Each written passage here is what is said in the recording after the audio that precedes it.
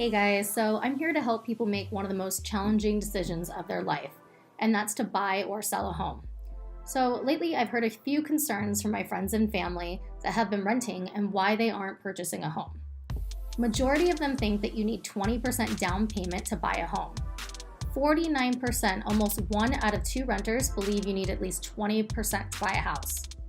You always want to talk to a professional mortgage lender, but I can tell you, you can put as little as 5, 10, even 3% down. And then if you're military, it's 0% down. There's also some fantastic loan programs out there that pay for your closing costs. So here's another scenario I hear from my buyers all the time. 24% of renters believe you need a 780 to 800 credit score to be considered for a mortgage. 9% had a score between 600 and 649 that bought a home. If people knew that they could purchase with this credit score, then that number would be up significantly.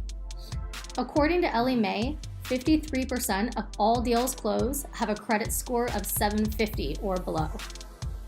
NerdWallet did a study. They found that approximately 1/3, which is 32% of Americans, plan to purchase a home in the next 5 years.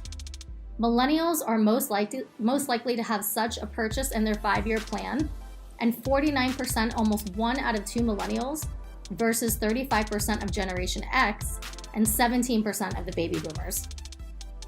So this is telling us that we're still seeing a big demand to buy a home in the future. 52% of the people surveyed said that rising rental costs was the biggest challenge. What did they dislike most about renting? Feeling like I'm throwing my money away, not building equity. They're smart enough, the renters, to realize as prices continue to rise, and they will continue to rise, they're not getting the advantage of that. Not feeling like it's truly my home.